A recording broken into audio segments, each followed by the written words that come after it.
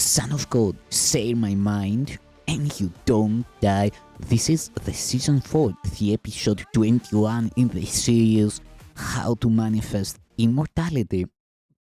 And the name of today's teaching is Forgiveness to Destroy. Forgiveness to Destroy has many forms, being a weapon of the world of form. Not all of them are obvious, and some are carefully concealed beneath what seems like charity. Yet all the forms that it may seem to take have but this single goal. Their purpose is to separate and make what God created equal different.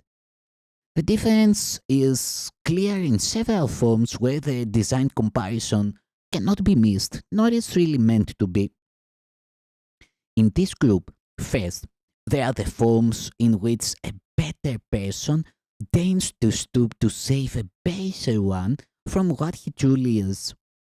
Forgiveness here rests on an attitude of gracious lordliness so far from love that arrogance could never be dislodged.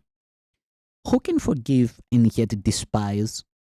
And who can tell another he is steeped in sin and yet perceive him as the Son of God? Who makes a slave to teach what freedom is? There is no union here, but only grief. This is not really mercy. This is death. Another form, still very like the first if it is understood, does not appear in quite such blooded arrogance. The one who would forgive the other does not claim to be the better. Now, he says instead that here is one whose sinfulness he says, since both have been unworthy and deserve the retribution of the wrath of God.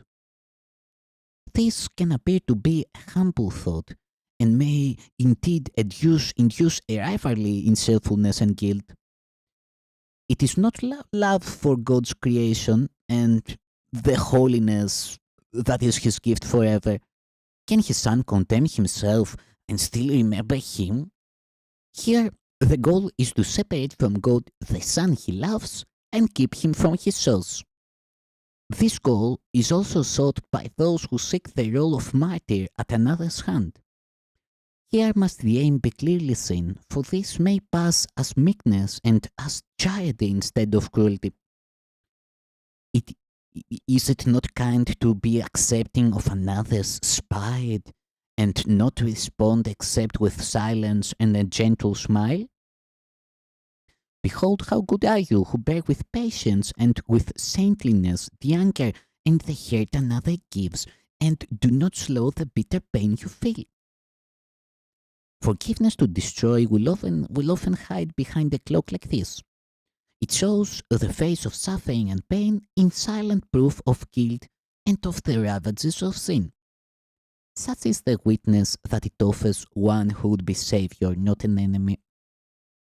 But having been made enemy, he must accept the guilt and heavy-lead reproach that thus is put upon him. Is this love, or is it rather treachery to one who needs salvation from the pain of guilt? What could the purpose be except to keep the witnesses of guilt away from love? Forgiveness to destroy can also take the form of bargaining and compromise. I will forgive you if you meet my needs, for in your slavery is my release. Say this to anyone and you are slave, and you will seek to rid yourself of guilt in further bargains which can give no hope but only greater pain and misery.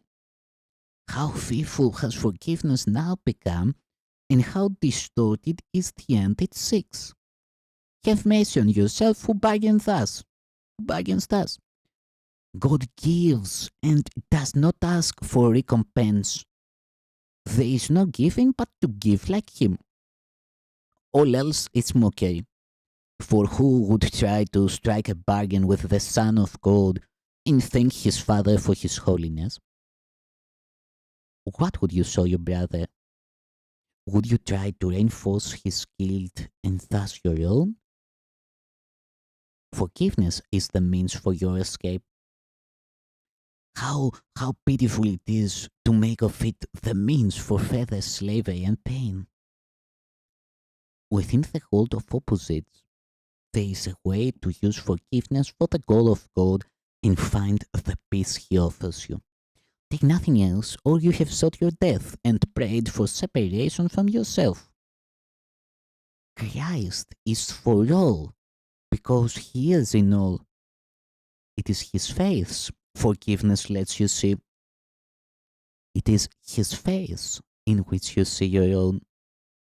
All forms forgiveness takes that do not lead away from anger, condemnation, and comparisons of every kind are death. For that is what they purpose have said. Be not deceived by them, but lay them by as worthless in their tragic offerings. You do not want to stay in slavery. You do not want to be afraid of God. You want to see the sunlight and the glow of heaven shining on the face of earth, redeemed from sin and in the love of God.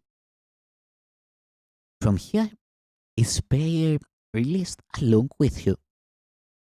Your wings are free, and prayer will lift you up and bring you home where God would have you be.